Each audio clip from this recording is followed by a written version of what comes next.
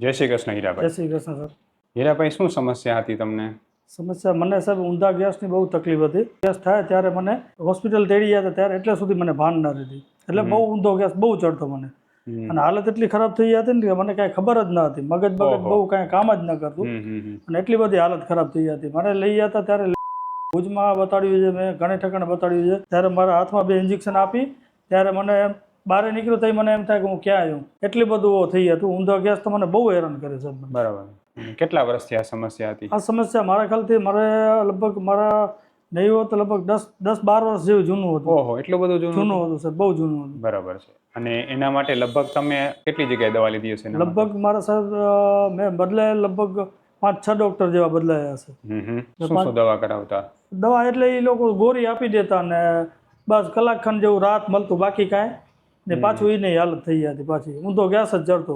કાંઈ પણ જમવું તો જમવામાં સીધો છાતી બળતરા થતી, ગભરામણ થતી અને પાછળનું મગજ છે ને એ બહુ પકડાઈ જતું. એટલે કોઈ બેઠું હોય તો ગમતું નહીં ને વાત કરે તો ગમતું નહીં. મુજારો ને એવો બહુ થતો. અને અલગ અલગ ડોક્ટરને બતાવતા તો નિદાન શું કરતા તમારું? અલગ અલગ ડોક્ટરને બતાવતા પણ નિદાન એક જ કહેતા કે તમને ઊંધો ગેસ છે, ઊંધો ગેસ છે, ઊંધો ગેસ છે.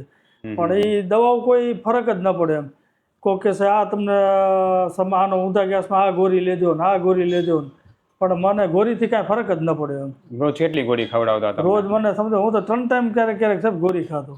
એટલી હાલત ખરાબ થઈ હતી. તો રિઝલ્ટ ન કાંઈ રિઝલ્ટ ન મળતું. કલાક અને એમનો જેટલો પાવર હોય ને ગોળીનો એટલો જ, બસ બાકી કાંઈ નહીં. બરાબર. શું રિપોર્ટ શું કરાવ્યા હતા? રિપોર્ટ તમે એક તો આખું શરીર ચેકઅપ કરાવ્યું હતું, પાછળનું મગજ ચેકઅપ કરાવ્યું હતું. એટલે એ કાંઈ ન બતાવતું હતું. અને શરીરમાં જેટલું પણ ચેકઅપ હતું એ બધું કરાવ્યું તો શરીરમાં કાંઈ ન હતું. કાંઈ બતાવતું નોર્મલ જ આવતું. કાંઈ લોહી ચેકઅપ કરાવતો કે પછી આ બધું કોલેસ્ટ્રોલના રિપોર્ટ કરાવે. એ કોલેસ્ટ્રોલના રિપોર્ટ મારે આના ઊંધા ગેસથી બહુ વધી ગયા હતા. ઓહો, એ બહુ કોલેસ્ટ્રોલના રિપોર્ટ તો મારા બહુ હાઈ આવતા હતા. કોલેસ્ટ્રોલ હાઈ આવતું? બહુ હાઈ આવતું હતું, અતિશય હાઈ આવતું હતું. મને પોતે ડોક્ટર એમ કહેતા કે આટલું બધું તમારું ના આવવું ખપે. પણ એની દવાથી મને કાંઈ ફરક ન પડ્યો. અચ્છા, કોલેસ્ટ્રોલની દવા લેતા તો કાંઈ ફરક જ ન પડતો. આ બધી અલગ અલગ વસ્તુમાં લગભગ તમે કેટલો ખર્ચો કરી નાખ્યો છે આશરે? સાહેબ ખર્ચો તો ઘણો થઈ ગયો. લગભગ આશરે નહીં કહેવાય તો લગભગ લાખના આજુબાજુ તો પહોંચી જ ગયો. એટલો બધો? એટલો પહોંચી જ ગયો. અને છતાંય તકલીફ એ નહીં. બરાબર. કાંઈ ફરક જ નથી પડે. બરાબર. આના છે બીજી તમને શું સમસ્યા હતી? કમરમાં અને સાયટિકા? મારે સાયટિકાની કમરમાં ઊંધો ગેસ ચડતો એટલે કમરનો મારે અહીંયા કને મણકામાં તકલીફ થઈ ગઈ હતી. મેં એક્સરા કઢાયા હતા. એ L5 કે L4 એમ કાંઈક દબાય, તમારી નસ દબાય છે એ રીતે વાત થઈ હતી. એટલે પછી ખાલી મેં એક્સરા કઢાયા હતા. હું કને દવા લીધી જ નહીં મેં. એટલે પછી હું સીધો અહીંયા કને સંજીવનીનો તમારો વિડીયો જોયો ને સર, એટલે હું અહીંયા સીધો પહોંચી. બરાબર. પછી આપણી પાસે આવ્યા ને આપણે પંચકર્મ સારવાર કરી, તમારી ટ્રીટમેન્ટ રેગ્યુલર ચાલુ રહી. કેવું લાગે છે તમને? મને તો સાહેબ પહેલું તો એ જ વસ્તુ કહું કે તમારી ટીમ અને પંચકર્મા કરો ને મને બહુ એટલે અતિશય સારું થયું સર. પંચકર્મા પહેલી ફેરે જ મેં કરાવ્યું ને એટલે મારું મને એમ પોતાને એમ થયું કે મારું શરીર આ એકદમ નોર્મલ થઈ ગયું. કેમ કે આપણું શરીર આપણે હાલતા હોય એમ થાય કે આપણો વજન કેટલો હોય એમ, પણ સાવ નોર્મલ થઈ ગયું. અને ગેસમાં તો સાહેબ મને બહુ એટલે બહુ સારામાં સારું રિઝલ્ટ મળે મને અહીંયા. બરાબર. એટલે ઊંધો ગેસ ને સાયટિકા અત્યારે કેવું છે? એકદમ સારું છે. પેલા હું બેસી ગયો હતો, પણ જ્યારથી તમારા કને સાયટિકાની દવા લીધી ને હાલ ચાલે કરી શકું ને કામે કરી શકું. બરાબર. હું કામ ન કરી શકતો સર, એટલી હાલત ખરાબ હતી મારી આ સાયટિકાની. ઊંધા ગેસમાં તો સાહેબ વાત જ મૂકી દે. ઊંધા ગેસમાં જ્યારથી તમારા કને દવા લીધી છે ને એટલે સાહેબ ક્યારે મને પ્રોબ્લેમ નથી. હજી સુધી મને પ્રોબ્લેમ નથી. એટલી મને અસર કરી તમારા કને દવા લીધી. આપણી દવા બંધ થઈ એને ઘણો સમય થઈ ગયો છે? આપણે બંધ થઈ એને ઘણો સમય થઈ ગયો અને હજી સુધી સાહેબ મને તકલીફ નથી આવી. કેટલા સમય દવા બંધ હશે? લગભગ મારા ખ્યાલથી બંધ થઈ હશે કે 2 મહિના જેવું થઈ ગયું હશે. 2-2.5 મહિના જેવું થઈ ગયું હશે. મને તકલીફ નથી. હવે હીરાભાઈનો કેસ જરા આપણે સમજીએ. હીરાભાઈને ખરેખર જ્યારે મારી પાસે આવ્યા ત્યારે એને 2 મુખ્ય સમસ્યા હતી. એક તો એને પાચન ખરાબ હોવાને કારણે ઊંધો ગેસ થતો હતો અને સાથે સાથે સાયટિકાની સમસ્યા હતી. સાયટિકાની સમસ્યા થવાનું કારણ એ હતું કે એમને સતત બેઠકવાળી જોબ છે અને લોડરમાં ક્રેન ઓપરેટિંગને કારણે એને સતત બેઠક રહેવાને કારણે પ્રોબ્લેમ થયો. હવે ખરેખર આયુર્વેદ અનુસાર જે છે ને એ આ રોગ થવાનું મુખ્ય કારણ છે શરીરમાં વાયુ દોષનું વધવું, વાત દોષ વધવો. શરીરમાં જ્યારે વાત દોષ વધે છે ત્યારે ઊંધો ગેસ તો થાય છે ને ઊંધો ગેસ સતત જે છે રહેવાને કારણે કમરના મણકા ઉપર પણ અસર આવે છે ને વાત વ્યાધિ, વાત વધવાને કારણે સાયટિકાની અસર પણ થાય છે. બંનેનું મૂળ એક જ જગ્યાએ હતું. આપણે પાચન ઠીક કરવાનું શરૂ કરીએ દરેક વસ્તુ સુધરતી ગઈ અને પંચકર્મા સારવારથી મણકાને પોષણ વ્યવસ્થિત મળી ગયું એટલે એ સંપૂર્ણપણે જે છે એ નાબૂદ થયું. હીરાભાઈ, તમે જે આટલા અલગ અલગ સમયમાં ડૉક્ટરોને મળ્યા, તમે દવાઓ ઘણી બધી કરી, હવે આપણી દવા બંધ થઈ તોય તમને સારું રહે છે, તમને આયુર્વેદ સારું રહેશે, તમે શું કહેશો લોકોને? આયુર્વેદિક હું તો એમ જ માનું છું કે કોઈ પણ વસ્તુ તમારે તકલીફ હોય તો હું એમ જ માનું છું કે આયુર્વેદિક સારવાર લેવાથી બહુ સારું થાય છે. આપણે હું એ જ કહું છું તમને કે આયુર્વેદિકનું તમે કોઈ પણ વસ્તુ કરો તો બહુ સારી રીતે તમને રિઝલ્ટ મળશે અને બહુ સારું એનામાં જાણવાય મળશે કે આપણું શરીરમાં આપણે શું વસ્તુ ખપે છે કે શું વસ્તુ નથી ખપતું, એ આપણે આયુર્વેદિક બધું શીખવાડે છે. એટલે આપણે એ જ કહીએ કે આયુર્વેદિક બહુ સારું છે. અને મેઇન વસ્તુ મેં એ જોયું કે તમે ધીરજથી બહુ સરસ વ્યવસ્થિત દવા કરી એમ, હા, અને પાચન સાવ સુધારી લીધું ને તમે તમારી દિનચર્યામાં પણ ઘણા બધા ફેરફાર કર્યા, બરાબર? ઘણા ફેરફાર કરે. હવે અત્યારે તમારું જે પેલા જે બધા સમયમાં તમે ઊંધો ગેસ ચડતો કે આ બધું તો એ હવે 100% મટી ગયું? 100% છે. બરાબર, એકદમ રિઝલ્ટ બહુ સારામાં સારું છે. બરાબર. મને હવે સમૂળ તમે તકલીફ નથી હવે થતી. તમે આરામથી જે છે પાચન થઈ જાય બધું? બધું એકદમ આરામથી.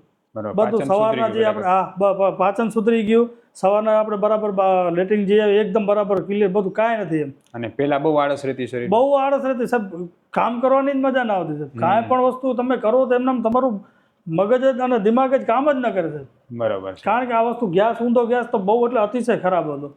મને તો બહુ 100% સાહેબ રિઝલ્ટ સારું મળે મને. અને આપણી દવા બંધ થઈને લગભગ કેટલા મહિના થયા? 2.5 મહિના થયા છે સાહેબ. તોય તકલીફ ક્યારે ના, થઈ કાંઈ નથી, નથી બરાબર ને? સાહેબ, કાંઈ નથી.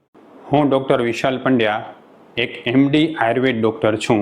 મેં મારો 10 વર્ષ સુધીનો MD આયુર્વેદનો અભ્યાસ જામનગરની વિશ્વ પ્રસિદ્ધ આયુર્વેદ કોલેજમાંથી કરેલો છે. 2011થી ગાંધીધામ કચ્છ ખાતે NABH માન્યતા પ્રાપ્ત પંચકર્મા આયુર્વેદ હોસ્પિટલ ચલાવું છું. અમે લોકોએ આયુર્વેદ સારવારથી હજારો દર્દીને સાજા કર્યા છે. તેના વિડીયો રિવ્યૂ અમારા આ જ ફેસબુક, ઇન્સ્ટાગ્રામ કે યુટ્યુબ ચેનલ ઉપર છે, જે જરૂર જોવા અને જાણો કે કેવા જૂના રોગો કેટલા ઝડપથી સાજા થયા છે. અમે 2 રીતે સારવાર કરતા હોઈએ છીએ. સૌથી પહેલાં તો કચ્છ કે એની આસપાસના દર્દીઓએ હોસ્પિટલમાં રૂબરૂ બતાવવા માટે આવવું, અને બીજું કચ્છથી દૂર રહેતા દર્દીઓ માટે ઘર બેઠા ઓનલાઈન દવા પણ મંગાવી શકે છે. વધુ માહિતી માટે નીચેના નંબર ઉપર હાય લખીને વોટ્સએપ કરો, એટલે તમને ફીસ કેટલી છે, કોર્સ કેટલો કરવો પડશે વગેરે માહિતી વોટ્સએપમાં મોકલી આપશું. હવે ખરેખર જે છે હીરાભાઈ, તમારો જે આ કેસ છે એ લોકોને આયુર્વેદમાં શ્રદ્ધા વધે એના માટે આપણે આ વિડીયો ફેસબુક, ઇન્સ્ટાગ્રામ, યુટ્યુબમાં મૂકી શકીએ? મૂકી શકીએ સાહેબ, 100% મૂકી શકીએ. ખાસ હું તમને એ કહેવા માંગુ છું કે જેમને ગરમીની તાસીર હોય, એમ જેમ કે હીરાભાઈ તમારી ગરમીની તાસીર છે, બરાબર? તમને દવાઓ બીજી બધી ગરમ પડતી મિલાઈતી. આપણી દવા ક્યારે ગરમ પડે? ના, ક્યારે સાહેબ. એટલે હું એ પણ કહેવા માંગુ છું કે ઘણા લોકો એવું માનતા હોય કે આયુર્વેદ દવા ગરમ છે, પણ આયુર્વેદ દવા ગરમ નથી. આયુર્વેદ દવા ગરમ તમને ત્યારે જ પડી શકે જ્યારે તમારું નિદાન સાચું ન થાય. અમે જે આયુર્વેદ સારવાર કરીએ છીએ, નિદાન એકદમ સ્પષ્ટ અને સાચું હોવાને કારણે અમારી દવા કોઈને ગરમ પડતી હોતી નથી. એટલે ગુજરાતમાં કોઈ પણ વ્યક્તિ કોઈ પણ જગ્યાએ એમ માનતો કે અમને આયુર્વેદ દવા ગરમ પડે છે, માફક નથી આવતી, એ લોકો અમારો સંપર્ક કરી શકે છે. અમે ઓનલાઈન અને ઓફલાઈન બંને રીતે દવા કરતા હોઈએ છીએ. હીરાભાઈ, તમે જે પંચકર્મા સારવાર કરાવી એમાં તમારો અનુભવ કેવો રહ્યો? પંચકર્મામાં બહુ સારું રહ્યું મને. પંચકર્મામાં તો આપણે પહેલી જ વસ્તુ એમ થાય કે આપણું નવું જીવન આવ્યું. એટલું બધું શરીર હલકું થઈ ગયું. અને જેટલું પણ તમારું શરીર, જેટલું પંચકર્મામાં જેટલું શરીર હલકું, એટલે આપણે પહેલાં શું હતું, આપણે એમ થાય આપણે ચાલીએ તો આપણું પગ ને બધા ભારી લાગતા, એમ થાય કે આપણે કાંઈક વજન ખણી ના લઈએ. પણ પંચકર્મા પાછળ મારું શરીર એટલું સાવ એટલું નોર્મલ થઈ ગયું. આપણે એમ થયું કે આપણા શરીર વજન જ કાંઈ નથી. અને સાયટિકા સાવ મટી ગઈ. સાયટિકાનું સાહેબ મને બહુ સારો આનામાં આયુર્વેદિકમાં બહુ સારો એનામાં મને રિઝલ્ટ મળ્યો. એટલે હું એ પણ કહેવા માંગુ છું, તમે પંચકર્મા સારવાર પણ કોઈ પણ ડૉક્ટર પાસે કરાવો ને આયુર્વેદના, તો એમાં એને 3 પ્રશ્ન ખાસ પૂછો. સૌથી પહેલો પ્રશ્ન એ પૂછો કે આ સારવાર કર્યા પછી મને શરીરમાં નબળાઈ તો નહીં આવી જાય ને? બીજો પ્રશ્ન એ પૂછો કે સારવાર કર્યા પછી મારા શરીરમાં મને સ્ફૂર્તિ કેટલી વધશે, રોગ કેટલો ઝડપથી દૂર થશે? આ 3 પ્રશ્નોનું સમાધાન વ્યવસ્થિત થાય તો જ તમારી સાચી પંચકર્મા સારવાર થઈ છે. હું કહી શકાય શરીરમાં સ્ફૂર્તિ વધવી જોઈએ, રોગ ઝડપથી દૂર થવો જોઈએ અને શરીરમાં નબળાઈ ના આવી જોઈએ, તો જ સારું પંચકર્મા સારવાર તમારથી હું કહી શકાય. હીરાભાઈ, ખૂબ ખૂબ ધન્યવાદ. બીજું શું કહેશો? બસ હું તો એમ જ માનું છું કે આયુર્વેદિકમાં બહુ સારામાં સારું રિઝલ્ટ છે. આપણે એ જ કહીએ કે આયુર્વેદિકની દવા તમે કરાવો. આવું મેં 10-12 વર્ષથી હું હેરાન થયો છું ને ઊંધા ગેસમાં, એટલે આપણે એમ જ કહીએ કે આયુર્વેદિક તમે દવા કરાવો. કોઈ પણ મિત્ર, ભાઈઓ હોય, બહેનો, હું એમ જ કહું છું કે આયુર્વેદિકમાં આવો, અને આયુર્વેદિકમાં બહુ સારામાં સારું છે. જય શ્રી કૃષ્ણ. જય શ્રી કૃષ્ણ.